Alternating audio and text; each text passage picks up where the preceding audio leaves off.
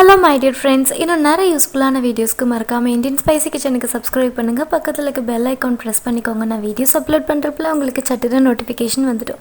இன்னைக்கு என்னோட 1 வயசு 10 மாச குழந்தைக்கு ஒரு நாள் ஃபுல்லா என்னென்ன ஃபுட் கொடுக்குறேன், என்னென்ன டைமிங் கொடுக்குறேன் அப்படிங்கறது உங்ககிட்ட ஷேர் பண்ணிக்க போறேன்.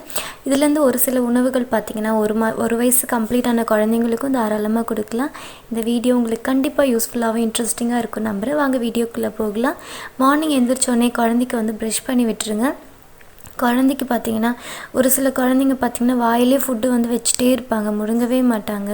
அது மட்டும் இல்லாமல் நிறைய தாய்ப்பால் குடிச்சிட்டே இருக்காங்க, நைட்லலாம் குடிக்கிறாங்க அப்படின்னாலும் அவங்களுக்கு பல்லு வந்து இன்ஃபெக்ஷன் ஆக நிறைய சான்சஸ் இருக்குது. அதனால 2 இயர்ஸ்க்குள்ளே இருக்க பேபிக்கான ப்ரஷ் வாங்கி ப்ரஷ் பண்ணி விடுங்க. காலையில் அப்புறம் ஈவினிங் எல்லாம் ப்ரஷ் பண்ணி விடுங்க. நாக்கில் பார்த்தீங்கன்னா மாவு மாதிரி இருக்கும் இல்லையா, அதுக்கு வந்து சுத்தமான காட்டன் டவல் எடுத்து நீங்கள் வந்து அதை ஃபுல்லாக ரப் பண்ணி விட்டிங்கனாலே நாக்கு வந்து க்ளீன் ஆகிடும். இப்போ மார்னிங் வந்துட்டு நான் வந்து குழந்தைக்கு பார்த்திங்கன்னா இப்போ வந்து ஸ்ட்ரா டம்ளர் வாங்கியிருக்கேன். அவங்களே வந்து குடிக்க வைக்க ட்ரை பண்ணுறதுக்காக. நார்மலாக வந்து தண்ணி எல்லாமே பார்த்திங்கன்னா அவங்க கிளாஸ்லேயே ஈஸியாக குடிச்சிக்கிறாங்க.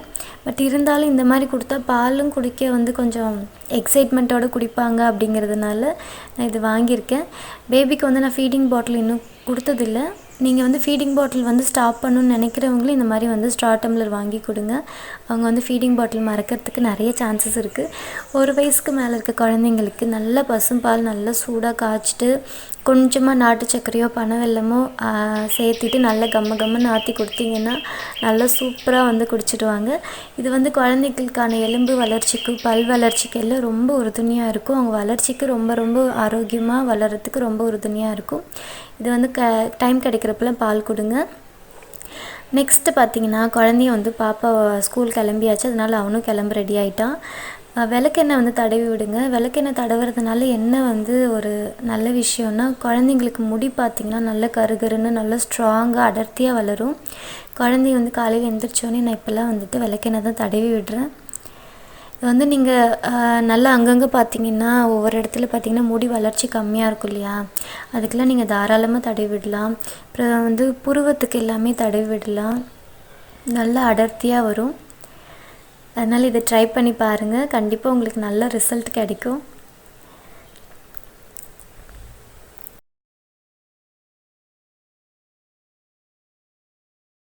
இப்போ வந்து மார்னிங் வந்து பார்த்திங்கன்னா நான் வந்துட்டு கோட் லிவர் இருக்கு இல்லையா, அதுதான் வந்து நான் கிரேவி மாதிரி செஞ்சுருக்கேன். இதுதான் வந்து குழந்தைக்கு கொடுக்க போகிறேன். இது வந்து நீங்கள் ஒரு 1.25 வயசுக்கு மேலே இருக்க குழந்தைங்களுக்கு தாராளமாக கொடுக்கலாம். காரம் கம்மியாக நல்லா குக் பண்ணிவிட்டு குழந்தைங்களுக்கு வந்து செஞ்சு கொடுங்க, நல்லா டேஸ்ட்டாக சாப்பிட்டுப்பாங்க. இது வந்து நல்லா வந்து மசிச்சுட்டு கொஞ்சமாக தண்ணியில் டிப் பண்ணி அவங்களுக்கு ஊட்டி விடுங்க. நல்லா வந்து ரத்தம் வந்து நல்லா ஊறும். ஹீமோக்ளோபின் கவுண்ட் பார்த்திங்கன்னா நல்லா இன்க்ரீஸ் ஆகும். வந்து குழந்தைங்களுக்கு வேணுங்கிறப்ப நீங்கள் செய்கிறப்ப எல்லாமே குழந்தைங்களுக்கு ஊட்டி விடுங்க, நல்லா ஆரோக்கியமாக வளருவாங்க. முக்கியமாக நல்லா டேஸ்ட்டாகவும் சாப்பிட்டுப்பாங்க. நம்ம வந்து ஸ்பைஸ் நிறைய இருக்கும், நம்ம நிறைய காரம் சேர்த்திக்கிறோம் அப்படிங்கிற மாதிரி இருந்ததுன்னா குழந்தை வரைக்கும் தனியாக வந்து கொஞ்சமாக வந்து செஞ்சு கொடுத்துருங்க, அவங்க நல்லா டேஸ்ட்டாக சாப்பிட்டுப்பாங்க. இப்போ வந்து மார்னிங் பிரேக்ஃபாஸ்ட் வந்துட்டு ஈரலும் வந்து தோசையும் வந்துட்டு நான் வந்து பேபிக்கு கொடுக்க போகிறேன். இதுதான் வந்து மார்னிங் பிரேக்ஃபாஸ்ட்.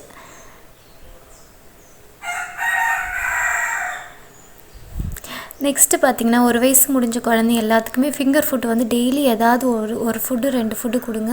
அதே மாதிரி 1.5 வயசுக்கு மேலே இருக்க குழந்தைங்களுக்கு தாராளமாக வந்துட்டு நீங்கள் ஒரு பிளேட்டில் வந்து கொஞ்சம் சாதம், குழம்பு, அப்புறம் பொரியல் இதெல்லாம் வச்சு கொடுங்க. அவங்களே வந்துட்டு நல்லா எடுத்து சாப்பிட பழகிப்பாங்க. இப்போ வந்து என்னோடய குழந்தைக்கும் நான் அந்த மாதிரி தான் நிறைய வந்து கொடுத்துட்ருக்கேன். அவங்கக்கிட்ட நிறைய சேஞ்சஸ் தெரியுது, அவங்களே எடுத்து சாப்பிட்றாங்க அழகாக. இப்போ வந்து நான் கொள்ளு பருப்பு இருக்குது இல்லையா, அது வந்து நைட் ஃபுல்லாக ஊற வச்சுட்டு நல்லா வந்து கொஞ்சமாக உப்பு ஆட் பண்ணிவிட்டு நல்லா பாயில் பண்ணி கொடுக்குறேன். இது வந்து அவங்களே எடுத்து சாப்பிட்டுப்பாங்க. இது உடம்புக்கும் ரொம்ப ஆரோக்கியமானது. நீங்கள் வந்து டெய்லி இந்த மாதிரி கொள்ளு பருப்பு, பச்சை பட்டாணி, கொண்டைக்கடலை இந்த மாதிரி வந்து சேர்த்திக்கோங்க ஃபிங்கர் ஃபுட்டாக. இப்போ நான் மதியத்துக்கு பார்த்திங்கன்னா நல்லா வந்து மீன் வந்து குழம்பு வச்சுட்டு மீன் வந்து ஃப்ரை பண்ணலான்ட்ருக்கேன். இது வந்து குழந்தைக்கு கொடுக்கலாம் அப்படின்னு நான் வந்து பிளான் வச்சுருக்கேன். இது வந்து நிறைய வந்து மசால் தடவிட்டு அதுக்கப்புறம் ஃப்ரை பண்ணுறப்போ காரமாக இருக்கும் இல்லையா, அதனால் வந்து குழந்தைக்கு வரைக்கும் நான் கம்மியாக வந்துட்டு மசால் தடவிட்டு குழந்தைக்கு வந்து தனியாக ஃப்ரை பண்ணி கொடுக்கலாம். நம்ம இது எல்லாமே ஃப்ரை பண்ணுறதுக்கு முன்னாடி ஸ்டார்டிங்கே வந்து அவங்களுக்கு வந்து ஃப்ரை பண்ணி கொடுக்கலாம் அப்படின்னு ஒரு பிளான் வச்சுட்டு நான் வந்து கம்மியாக வந்துட்டு காரம் தடவிட்டுருக்கேன். இது பார்த்திங்கன்னா ரொம்ப காரமாக இருக்காது. ஏன்னா இது வந்து நம்ம ஆயிலில் வந்து போடுறதுனால அதுலேயே வந்து நிறைய காரம் போயிடும். மசால் வந்துட்டு என்னென்னா மிளகாப்பொடி, இது வந்து வீட்டிலே வந்துட்டு ரெடி பண்ண மிளகாத்தூள். இதில் வந்து மல்லித்தூள் கலந்துருக்கு. இதில் வந்து கொஞ்சமாக மஞ்சத்தூள், உப்பு கலந்துட்டு கொஞ்சமாக புளி பேஸ்ட்டு ஆட் பண்ணியிருக்கேன். இந்த மாதிரி கொடுத்திங்கன்னா குழந்தைங்க நல்லா ஈஸியாக சாப்பிட்டுப்பாங்க. இல்லை பார்த்திங்கன்னா முள்ளும் கம்மியாக இருக்கும். 1 வயசுக்கு மேலே இருக்க குழந்தைங்களுக்கு இந்த மாதிரி கொஞ்சம் கொஞ்சம் சேர்த்திக்கோங்க. அவங்களுக்குன்னு ரெடி பண்ணலனாலும் ஓகே, நம்ம செய்கிறப்போ அவங்களுக்கு தாராளமாக ஊட்டி விடலாம். பார்த்திங்கன்னா சூப்பராக வந்துட்டு எங்களுக்கு கொஞ்சம் நல்லா ஸ்பைஸியாக வந்துட்டு பேஸ்ட் வந்து தடவியாச்சு, மேரினேட் பண்ணியாச்சு. குழந்தைக்கு பார்த்திங்கன்னா கொஞ்சமாக வந்துட்டு காரம் சேர்த்து நம்ம ஆட் பண்ணியாச்சு. இது வந்து நம்ம மீன் குழம்பு வச்சுட்டு அதுக்கப்புறம் அவங்களுக்கு ஃப்ரை பண்ணி கொடுக்கலாம். இப்போ மீன் குழம்பு பார்த்திங்கன்னா சூப்பராக ரெடி ஆயாச்சு. நிறைய எண்ணெய் வந்துட்டு நல்லெண்ணெய் ஊற்றி செஞ்சுருக்கேன். நல்ல எண்ணெய் வந்து மேலே வந்து நல்லா வந்தாச்சு. குழம்பு வந்து ரெடி ஆயாச்சு. இப்போ வந்துட்டு நம்ம வந்து அந்த மீன் எல்லாத்தையும் ஆட் பண்ணிடலாம். இதை ஆட் பண்ணிவிட்டு ஒரு சிம்மில் வச்சுட்டு ஒரு 10 நிமிஷம் வச்சிங்கனாலே போதும். கம்மன்னு வந்து மீன் குழம்பு சூப்பராக ரெடி ஆகிடும். இப்போ வந்து நம்ம சைக்கிள் கேப்பில் வந்துட்டு சைடில் வந்துட்டு நம்ம எண்ணெய் கம்மியாக ஊற்றிட்டு நம்ம மீனை வந்து ஃப்ரை பண்ணிடலாம். மீன் வந்து முக்கியமாக ஃப்ரை பண்ணுறதுக்கு கொஞ்ச நேரம் தான் ஆகும். அதுவும் வந்து சீ ஃபுட்டுங்கிறதுனால கடல் மீன் வந்து ரொம்ப கம்மி டைம் தான் எடுத்துக்கும். நம்ம அதுக்கும் மேலே வந்து நம்ம ஃப்ரை பண்ணுறப்போ என்ன ஆகும்னா ரொம்ப ரப்பர் மாதிரி ஆகிடும். அப்போ நம்ம குழந்தைக்கு வந்து கையில் வந்து மசிச்சு ஊட்டுறதுக்கு ரொம்ப கஷ்டமாக இருக்கும். அவங்களுக்கும் மென்று முழுங்கிறதுக்கு ரொம்ப கஷ்டமாக இருக்கும். அதனால் ரொம்ப வந்து பார்த்து ஒரு சாஃப்டாக ஜூஸியாக இருக்க ஸ்டேஜு, அதே மாதிரி நல்லா குக்காக இருக்க மாதிரி செஞ்சு கொடுங்க. நல்லா டேஸ்ட்டாக சாப்பிட்டுப்பாங்க. நான் வந்து இதுதான் வந்து ரெடி பண்ணிகிட்ருக்கேன். மீன் வந்து நல்லா குக் ஆயாச்சு. இப்போ வந்து தனியாக எடுத்து வச்சிடலாம். மீன் குழம்பு ரெடி ஆயாச்சு. குழந்தைங்களுக்கு கொடுக்குறப்போ புளிப்பு, உப்பு, இனிப்பு இதெல்லாமே கொஞ்சம் கம்மியாக கொடுக்கறது பரவாயில்ல. அதே மாதிரி நானும் காரம் கம்மியாக தான் யூஸ் பண்ணுவேன். இப்போ வந்துட்டு குழம்பு ரெடி ஆயாச்சு. வாழை இலையில் தான் வந்துட்டு நான் வந்து இன்றைக்கி வந்து ஃபுட்டு வந்து கொடுக்கலான்னு டிசைட் பண்ணியிருக்கேன். இப்போ வாழை இலையும் வந்து பறிச்சுட்டு வந்தாச்சு. இப்போ இதில் வந்து கொஞ்சமாக ரைஸ் வச்சுட்டு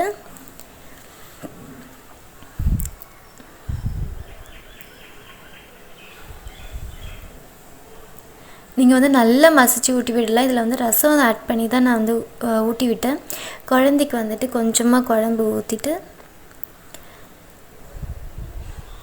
கொஞ்சமாக குழம்பு ஆட் பண்ணிக்கோங்க.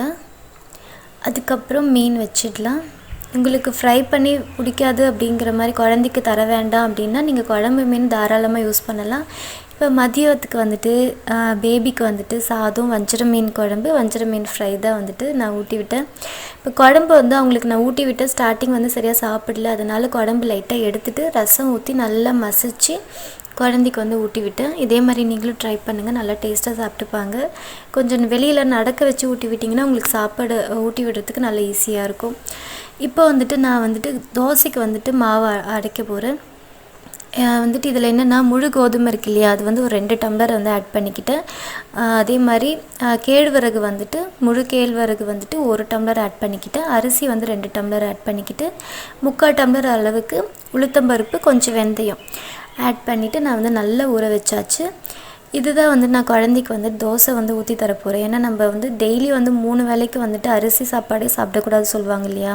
இப்போ நம்ம தனியாக வந்துட்டு ராகி களியோ இல்லை வந்து கம்மங்கூழோ அந்த மாதிரி செய்கிறதுக்கு இல்லைன்னா இந்த மாதிரி வந்துட்டு நம்ம செஞ்சுக்கிட்டோம்னா தோசையும் பார்த்திங்கன்னா நல்லா டேஸ்ட்டாக இருக்கும், நமக்கு செய்கிறதுக்கும் ஈஸியாக இருக்கும். இப்போது இதுதான் வந்துட்டு எல்லாத்துக்குமே பிரேக்ஃபாஸ்ட் டின்னருக்காக நான் வந்துட்டு மாவு வந்து அரைக்க போகிறேன். இது வந்து ரொம்ப ரொம்ப ஹெல்த்தியானது. இதில் வந்து நீங்கள் வந்து மில்லட்டும் ஆட் பண்ணிக்கலாம். இது பார்த்திங்கன்னா ஒரு ஹெல்த்தி வந்து ஃபுட்டுன்னு பார்த்திங்கன்னா டேஸ்ட் வந்து கம்மியாக இருக்கும் இல்லையா, அந்த மாதிரி எந்த டிஃப்ரென்ஸும் தெரியாது, ரொம்ப டேஸ்ட்டாக இருக்கும். இப்போ வந்து மாவு வந்து அரைச்சாச்சு. அதில் வந்து தேவைக்கு தக்கன உப்பு வந்து ஆட் பண்ணியாச்சு. இப்போ பார்த்திங்கன்னா சூப்பராக ஹெல்த்தியான மல்டிக்ரெயின் வந்து தோசை மாவு வந்து சூப்பராக ரெடி ஆகியாச்சு. நீங்கள் இந்த தோசை மாவு கண்டிப்பாக ட்ரை பண்ணுங்கள். ட்ரை பண்ணிவிட்டு சொல்லுங்கள் எப்படி இருந்ததுன்னு. இப்போ ஈவினிங் வந்துட்டு நாங்கள் வந்து வெளியே கிளம்பலான்னு பிளான் வச்சுருக்கோம். அதனால் வந்து குழந்தைக்கு வந்துட்டு நான் வந்து மீன்லாம் கொடுத்ததுனால பால் பொருட்கள் எதுவும் கொடுக்க வேண்டாம் அப்படிங்கிறதுனால நான் ஃப்ரூட்ஸ்லாம் வந்து ரெடி பண்ண போகிறேன். இது வந்து நாட்டு கொய்யாப்பழம், இது வந்து ரொம்ப நல்லது. இது கிடைச்சதுன்னா குழந்தைங்களுக்கு வாங்கி கொடுங்க. இது வந்து 1.5 வயசுக்கு மேலே இருக்க குழந்தைங்க அவங்களே சாப்பிட்டுப்பாங்க. அதுக்குள்ளே இருக்க குழந்தைங்களுக்கு நீங்கள் வந்து நல்லா பியூரி செஞ்சு கொடுக்கலாம். அப்படி இல்லைன்னா அந்த கேரட் துருவும் இல்லையா, அதில் வந்து துருவுனிங்கன்னா மேலே வந்து சீட்ஸ்லாம் நின்றுடும், கீழே வந்து அந்த பியூரி வந்து கிடைக்கும். அந்த மாதிரி நீங்கள் வந்து கொடுக்கலாம். இது வந்து ரொம்ப சாஃப்டாக இருக்கனால குழந்தைய அவங்களே கடிச்சு சாப்பிட்டுப்பாங்க. ஒரு 3 hours வந்து கிளம்புறதுனால நான் வந்துட்டு ஃப்ரூட்ஸ்லாம் எடுத்துக்கலாம் அப்படின்னு நான் வந்து நினச்சிருக்கேன். மாவு வந்து ஆட்டி வச்சாச்சு. மாவு வந்து ஒரு 4-5 hours வந்துட்டு புளிச்சதுன்னா போதும். அப்பப்போதைக்கு ஃப்ரெஷ்ஷாக செஞ்சு கொடுங்க, ரொம்ப டேஸ்ட்டாக இருக்கும். மாவு தோசையும் நல்லா சூப்பராக வரும். இப்போ வந்து நான் வந்துட்டு ஒரு ஆப்பிளும் மேங்கோவும் கட் பண்ணிக்க போகிறேன். ஆப்பிள் வந்து நல்லா தோல் வந்து செதுக்கியாச்சு. அதே மாதிரி மாம்பழத்துலேயும் பார்த்திங்கன்னா நான் வந்து ஒரே ஒரு ஆஃப் மட்டும் எடுத்துக்கிட்டேன். இதுலேருந்து தோல் எடுத்தாலே பார்த்திங்கன்னா அதில் நிறைய வந்துட்டு போயிடும். இது வந்து எங்கள் ஊர் மாம்பழம், சேலத்து மாம்பழம், ரொம்ப டேஸ்ட்டாக இருக்கும். இதையும் வந்துட்டு நான் குட்டி குட்டி பீஸாக எடுத்து கட் பண்ணிக்கிட்டு நான் வந்துட்டு ஒரு ஸ்நாக் பாக்ஸில் வந்து எடுத்துக்க போகிறேன். குழந்தைங்களுக்கு வெளியே கிளம்புறப்போ இந்த மாதிரி எடுத்துக்கிட்டோம்னா அவங்களுக்கு பசிக்கிற டைமில், நம்ம காரில் ட்ராவல் பண்ணுற டைமில் வந்துட்டு ஊட்டி விட்டால் நல்லா சாப்பிட்டுப்பாங்க. இது கூட கொஞ்சம் நான் முறுக்கு எடுத்துக்கிட்டு அப்புறம் தண்ணி பாட்டில் எடுத்தாச்சு. இதுதான் வந்து குழந்தையோட ஈவினிங் டைம் ஸ்நாக்.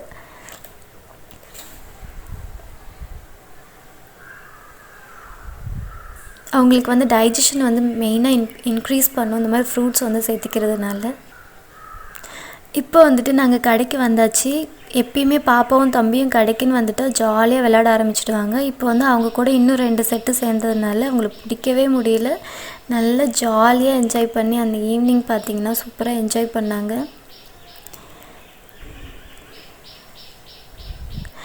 இப்போ நைட்டுக்குள்ளே பார்த்திங்கன்னா மாவு வந்து நல்லா தோசை ஊற்றுறதுக்கு ரெடி ஆயாச்சு. நான் நிறைய தண்ணி ஊற்றிட்டேன். அப்போ தான் வந்து நல்லா தோசைக்கு வந்து நல்லா கிறிஸ்பாக நல்லாயிருக்கும். இதில் வந்து குட்டி குட்டியாக வந்து நான் வந்து பேன்கேக்ஸ் மாதிரி தோசை ஊற்றி கொடுக்க போகிறேன். குழந்தைங்களுக்கு பார்த்திங்கன்னா இது வந்து ஒரு கூழ் காய்ச்சி கொடுக்குற மாதிரி தான், சத்து மாவு கூழ் காய்ச்சுற மாதிரி தான். இதில் வந்து ராகி இருக்குது, அதுக்கப்புறம் வந்துட்டு முழு கோதுமை இருக்குது. இது வந்து பார்த்திங்கன்னா அந்த கோதுமை பால் தான் இருக்கும் நிறைய. இந்த மாவில் பார்த்திங்கன்னா அந்த கோதுமை பால் வந்து நிறைய இருக்கும். இப்போ இது வந்து நல்லா வந்துட்டு ஒரு சைட் குக் ஆகியாச்சு. இதில் வந்து நான் நல்லா வந்து நெய் ஊற்ற போகிறேன். இது வந்து சாப்பிட்றப்போ நல்லா கம்ம நல்லா வாசனையாக இருக்கும். குழந்தைக்கு பிளேட்டில் வச்சு கொடுத்துடுங்க. ஒரு 1.5 வயசுக்கு மேலே இருக்க குழந்தைக்கு பிளேட்டில் வச்சு கொடுத்துடுங்க. அவங்களே 1-2 எடுத்து சாப்பிட்ருவாங்க. அதுக்கப்புறம் மீதி வந்து நம்ம ஊட்டி விட்டுடலாம்.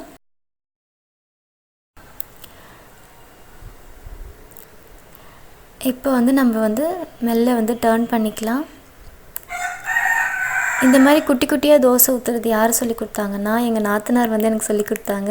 அப்போலேருந்து நான் இந்த மாதிரி தோசை ஊற்றுறப்பல என்னோடய பாப்பாவுக்கும் சரி குழந்தைக்கும் சரி நான் இந்த மாதிரி தான் ஊற்றி கொடுக்குறேன்.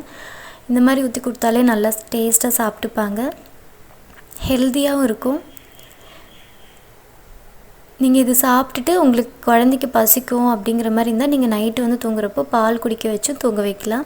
இப்போ இதுக்காக வந்து நான் வந்து ஆனியன் சட்னி செஞ்சு இதுதான் வந்து நான் குழந்தைக்கு கொடுத்தேன். இது ஃபுல்லாக ஊட்டி விட்டுருங்க. இது வந்து ஒரு 1.5 இட்லிக்கு ஈக்குவலாக இருக்கும். இந்த வீடியோ வந்து உங்களுக்கு கண்டிப்பாக யூஸ்ஃபுல்லாக இருக்கும்னு நான் நினைக்கிறேன். இந்த வீடியோ பிடிச்சதுன்னா லைக் பண்ணுங்கள், மறக்காமல் உங்கள் ஃப்ரெண்ட்ஸ் அண்ட் ஃபேமிலிக்கு ஷேர் பண்ணுங்கள்.